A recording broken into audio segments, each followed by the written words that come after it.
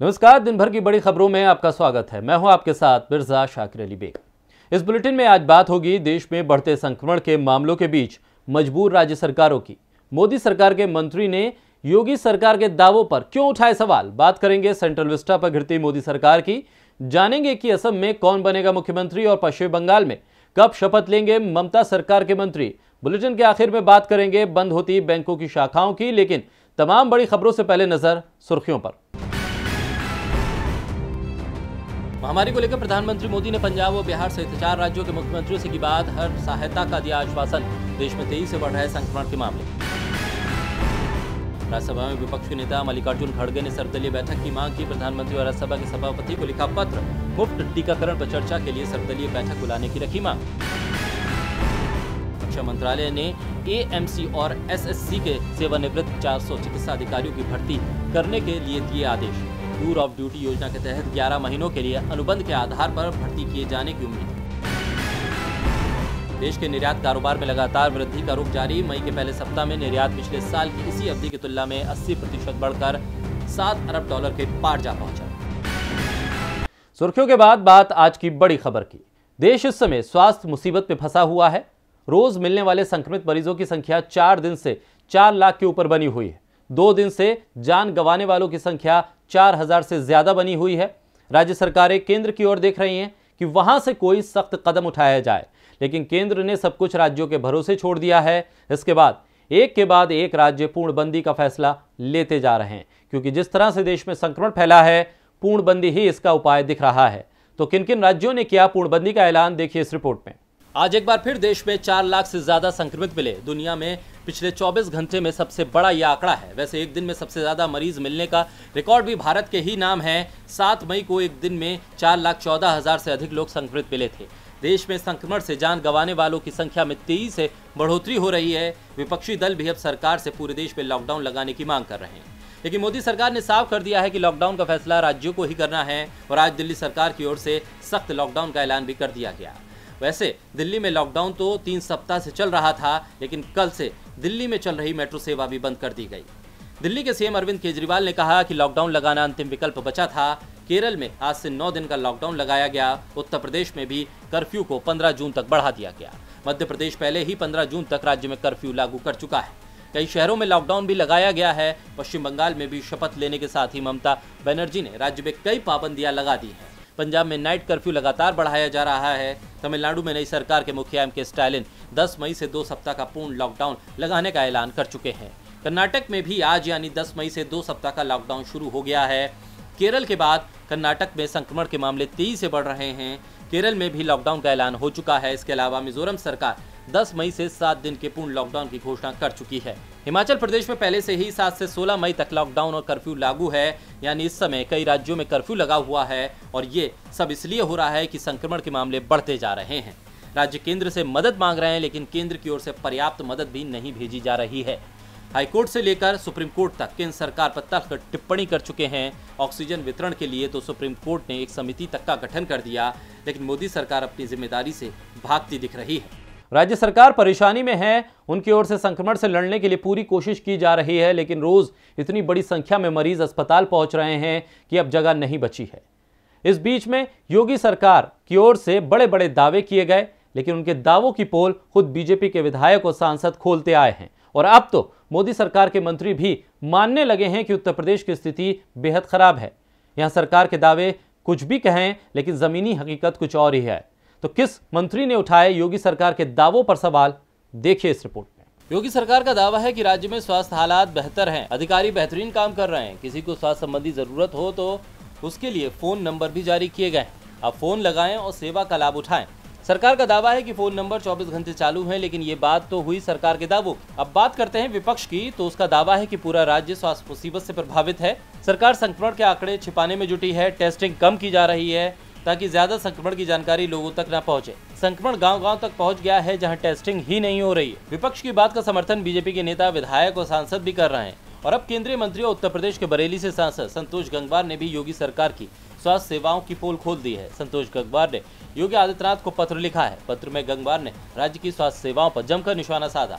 संतोष गंगवार ने लिखा, अफसर फोन नहीं उठाते, अस्पतालों में यूज होने वाले मेडिकल इक्विपमेंट 1.5 गुना ज्यादा दाम पर व्यापारी बेच रहे हैं। अस्पतालों में मरीजों को रेफरल के नाम पर इधर उधर घुमाया जा रहा है, उन्हें भर्ती नहीं किया जा रहा। गंगवार ने तो यहाँ तक दावा किया कि जिस बरेली से वो सांसद हैं, वहाँ के स्वास्थ्य अधिकारी उनका फोन तक नहीं उठाते हैं। गंगवार ने कहा कि रेफरल होने के बाद मरीज को सरकारी अस्पताल में भेजा जाता है, उसे कहा जाता है कि दोबारा जिला अस्पताल में रेफर करवाया जाए। मरीज लगातार इधर उधर घूमता रहता है, उसकी ऑक्सीजन लगातार नीचे गिरती है। ये चिंता का विषय है। कई घटनाओं में मरीजों की जान भी जा चुकी है। गंगवार के खुलासे से साफ हो गया है कि उत्तर प्रदेश में संक्रमण को लेकर सरकार की तैयारियों में बेहद कमी है और उसके दावे जमीनी हकीकत से मेल नहीं खाते।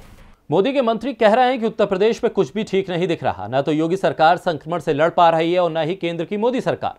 केंद्र सरकार को संक्रमण से लड़ने का कोई उपाय नहीं दिख रहा है, लेकिन नई संसद के निर्माण को समय पर पूरा करने का उपाय मोदी सरकार के पास जरूर है।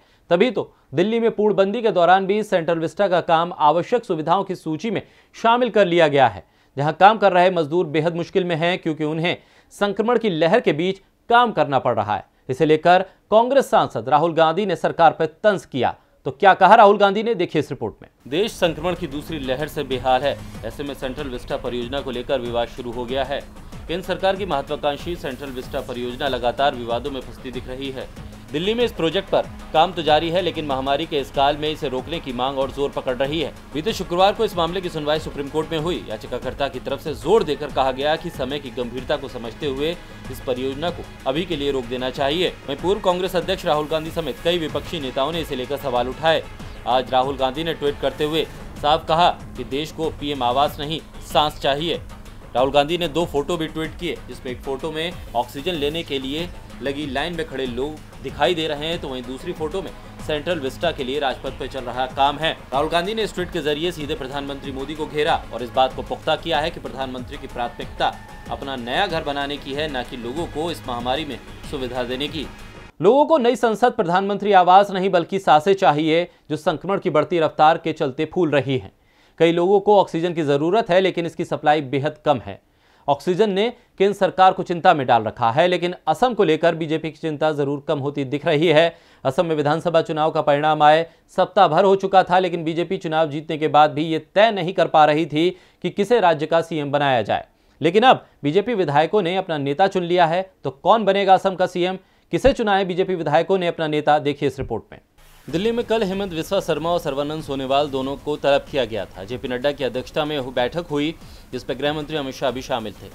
बैठक के बाद पार्टी की ओर से साफ नहीं किया गया था कि किसे राज्य की कमान सौंपी जाएगी, लेकिन खबरें मिलने लगी थी कि हेमंता का नाम लगभग तय है। दिल्ली में जब पत्रकारों ने हेमंता से पूछा कि कौन असम का सीएम बन रहा है, तो उनका जवाब था कि एक दिन रुकिए, रविवार को सब कुछ सामने आ जाएगा। हेमंता ने ये बातें जिस विश्वास से कही थी, उससे साफ हो गया था कि उनका नाम पर सहमति बन गई है। और आज गुवाहाटी में बीजेपी विधायक दल की बैठक में हेमंता बिस्वा शर्मा के नाम पर मोहर लग गई। विधायक दल की बैठक में शामिल होने के लिए बीजेपी की ओर से केंद्रीय मंत्री नरेंद्र सिंह तोमर, पार्टी महासचिव अरुण सिंह और भारतीय जनता पार्टी के असम प्रभारी विजयंता पांडे को पर्यवेक्षक के रूप में भेजा गया था। विधायक दल की बैठक में हेमंता के नाम का प्रस्ताव सर्बानंद सोनोवाल ने ही रखा। सभी विधायकों ने हेमंता के नाम पर सहमति जताई और हेमंता बीजेपी विधायक दल के नेता चुन लिए गए। इससे पहले सर्बानंद सोनोवाल ने राज्य के राज्यपाल जगदीश मुखी से मिलकर उन्हें सीएम पद से अपना इस्तीफा सौंप दिया, जिसे राज्यपाल ने स्वीकार भी कर लिया। 126 सदस्यीय असम विधानसभा में इस बार एनडीए को 75 सीटों पर जीत मिली है। 2016 में एनडीए ने असम में 86 सीटों पर चुनाव जीता था। देखा जाए तो एनडीए को 11 सीटों का नुकसान हुआ है, लेकिन असम में बहुमत का आंकड़ा 64 का है, इसलिए बहुमत एनडीए के पास है। एनडीए में बीजेपी को सबसे ज्यादा 60 सीटों पर जीत हासिल हुई है। 2016 में भी बीजेपी को इतनी ही सीटें मिली थीं। हेमंता बिस्वा शर्मा 5वीं बार जलकुबारी से विधायक चुने गए। हेमंता बिस्वा शर्मा को राजनीति में लाने का कदम असम के पूर्व मुख्यमंत्री हितेश्वर सैकिया ने किया था। साल 1996 में शर्मा ने पहली बार जलकुबारी से विधानसभा चुनाव लड़ा था। इस चुनाव में उन्हें असम आंदोलन के नेता भृगु फुकन ने हरा दिया, लेकिन 5 साल के बाद हेमंता ने अपनी इस हार का बदला लिया। 2001 के असम विधानसभा चुनाव में हेमंता ने जलकुबारी से भृगु फुकन को 10,000 से अधिक वोटों से हराया और पहली बार विधानसभा पहुंचे। इसके बाद हेमंता ने पीछे मुड़कर नहीं देखा। 2006 और 2011 में भी कांग्रेस के टिकट पर हेमंता जलकुबारी से ही असम विधानसभा पहुंचे। 2004 में राज्य की तरुण गोगोई के नेतृत्व वाली सरकार में हेमंता को पहली बार राज्य मंत्री बनाया गया। इसके बाद उन्हें कैबिनेट मंत्री बनाया गया। 2014 तक वो तरुण गोगोई के मंत्रिमंडल में शामिल रहे, लेकिन गौरव गोगोई के राजनीति में आने और तेजी से उभरने के बाद हेमंता के तरुण गोगोई से रिश्ते बिगड़ना शुरू हो गए। 21 जुलाई 2014 में गोगोई कैबिनेट के साथ ही कांग्रेस के सभी पदों से हेमंता ने इस्तीफा दे दिया। कांग्रेस की ओर से हेमंता को मनाने की कोशिश बहुत हुई। हेमंता की शर्तें मानने को कांग्रेस तैयार नहीं थी। इसके बाद 23 अगस्त 2015 में हेमंता कांग्रेस छोड़ बीजेपी में शामिल हो गए। असम में नई सरकार के गठन का रास्ता साफ हो गया। हेमंत बिस्वा शर्मा राज्य के नए मुख्यमंत्री होंगे। उनकी कैबिनेट में सर्बानंद सोनोवाल को जगह मिलेगी या नहीं, ये कैबिनेट गठन के समय तय हो पाएगा। लेकिन कल पश्चिम बंगाल में कैबिनेट गठित होने जा रही है। राज्य विधानसभा में नए मंत्रियों को शपथ दिलाई जाएगी। तो ममता मंत्रिमंडल में कितने मंत्री हो सकते हैं शामिल और किसे मिल सकता है मंत्री पद, देखिए इस रिपोर्ट में। पश्चिम बंगाल में हुए विधानसभा चुनाव में टीएमसी 292 में से 213 सीटें जीतकर लगातार तीसरी बार सत्ता में आई है। 5 मई को उन्होंने राज्य के मुख्यमंत्री के तौर पर शपथ ली।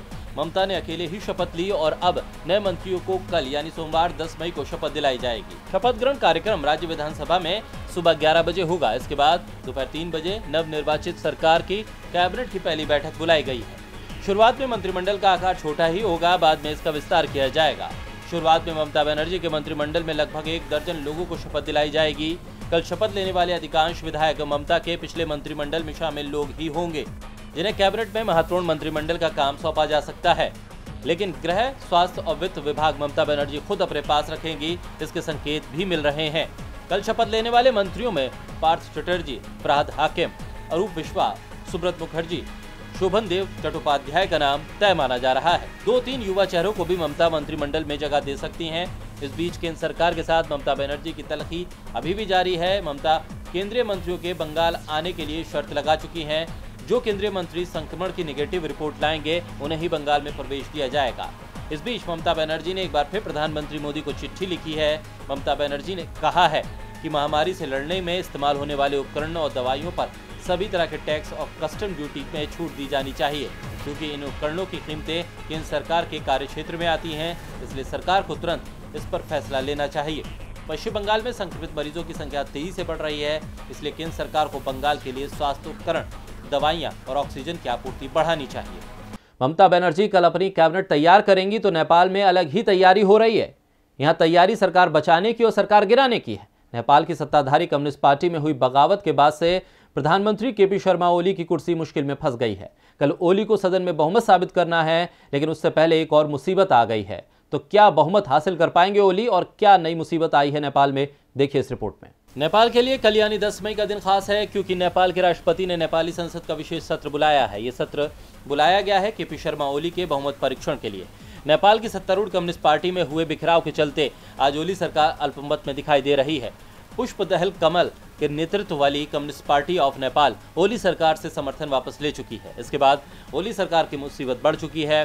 नेपाल के निचले सदन में इस समय 271 सीटें हैं, जिसमें से बहुमत का आंकड़ा होता है 136, लेकिन ओली के पास इस समय सिर्फ 121 सदस्यों का ही समर्थन रह गया है। प्रचंड गुट के 49 सांसद अब विपक्ष के पाले में पहुंच गए हैं। ऐसे में ओली को अपनी सरकार बचाने के लिए 15 और सदस्यों की जरूरत है। सरकार बचाने के लिए ओली ने नेपाली कांग्रेस के अध्यक्ष शेर बहादुर देउबा से भी बात की है। ओली देउबा के घर खुद चलकर पहुंचे थे, लेकिन नेपाली कांग्रेस से उन्हें अभी कोई आश्वासन नहीं मिला है। मधेसी दल तो पहले ही नए चुनाव की मांग कर चुका है। ओली मुश्किल में चल रहे थे कि तभी उनके लिए एक और बुरी खबर सामने आई। नेपाल में इस समय तेजी से संक्रमण फैला है और विश्वास प्रस्ताव से एक दिन पहले ओली सरकार के 4 मंत्री सहित 26 सांसद संक्रमित हो गए। विश्वास मत में शामिल होने के लिए RT-PCR टेस्ट आवश्यक कर दिया गया था और जांच में 26 सांसद संक्रमित पाए गए। जो 4 मंत्री संक्रमित पाए गए हैं, उनमें से 2 अभी सांसद नहीं है। बड़ी संख्या में सांसदों के संक्रमित होने के बाद अब ओली की चिंता बढ़ गई है। सांसदों के संक्रमित होने की जानकारी संसद के सचिव गोपाल नाथ योगी ने दी। उन्होंने बताया कि इन सांसदों की वोटिंग की व्यवस्था का फैसला स्पीकर के द्वारा लिया जाएगा। अब देखना होगा कि कल केपी शर्मा ओली अपनी सरकार बचा पाते हैं या विश्वास प्रस्ताव की वोटिंग में उन्हें हार मिलती है। और बुलेटिन के आखिर में बात बैंकों की घटती ब्रांच की। मोदी सरकार लगातार देश की सरकारी क्षेत्र की कंपनियों को विनिवेश के नाम पर बेच रही है, सरकारी उपक्रमों में निजी भागीदारी को बढ़ा रही है। इस सबसे बैंकिंग सेक्टर भी अछूता नहीं है। देश में या तो सरकारी बैंकों को निजी हाथों में सौंपा जा रहा है या फिर कई बैंकों का मर्जर कर सरकारी बैंकों की संख्या ही कम की जा रही है। अब RBI ने RTI के जरिए कई अहम जानकारी दी है। भारतीय रिजर्व बैंक ने बताया कि वित्त वर्ष 2020-21 में 10 सरकारी बैंकों की कुल 2118 बैंक शाखाएं या तो हमेशा के लिए बंद कर दी गईं या उन्हें दूसरी बैंकिंग शाखाओं में मिला दिया गया। RBI की ओर से कहा गया कि वित्त वर्ष 2020-21 में शाखाबंदी या विलय की प्रक्रिया से बैंक ऑफ बड़ौदा की सर्वाधिक 1283 शाखाओं का वजूद खत्म हो गया। इस प्रक्रिया से स्टेट बैंक ऑफ इंडिया की 332, पंजाब नेशनल बैंक की 169, यूनियन बैंक ऑफ इंडिया की 124, कैनरा बैंक की 107, इंडियन ओवरसीज बैंक की 53, सेंट्रल बैंक ऑफ इंडिया की 43, इंडियन बैंक की 5 और बैंक ऑफ महाराष्ट्र और पंजाब एंड सिंध बैंक की एक शाखा बंद हुई। रिजर्व बैंक ने बताया कि 31 मार्च को समाप्त वित्त वर्ष 2020-21 पे बैंक ऑफ इंडिया और यूको बैंक की कोई भी शाखा बंद नहीं हुई। आरटीआई के तहत दिए जवाब में 10 सरकारी बैंकों की शाखाओं के बंद होने या इन्हें अन्य शाखाओं में मिलाए जाने का कोई कारण नहीं बताया गया, लेकिन सरकारी बैंकों के महाविलय की योजना के 1 अप्रैल 2020 से लागू होने के बाद शाखाओं की संख्या को तर्कसंगत बनाना इसकी सबसे बड़ी वजह माना जा रहा है। गौरतलब है कि सरकार ने पिछले वित्त वर्ष में 10 सरकारी बैंकों को मिलाकर इन्हें 4 बड़े बैंकों में तब्दील कर दिया था। इसके बाद अब सरकारी बैंकों की तादाद घटकर 12 रह गई। तो दिन भर की बड़ी खबरों में मेरे साथ फिलहाल इतना ही। देखते रहिए डीबी लाइव। नमस्कार।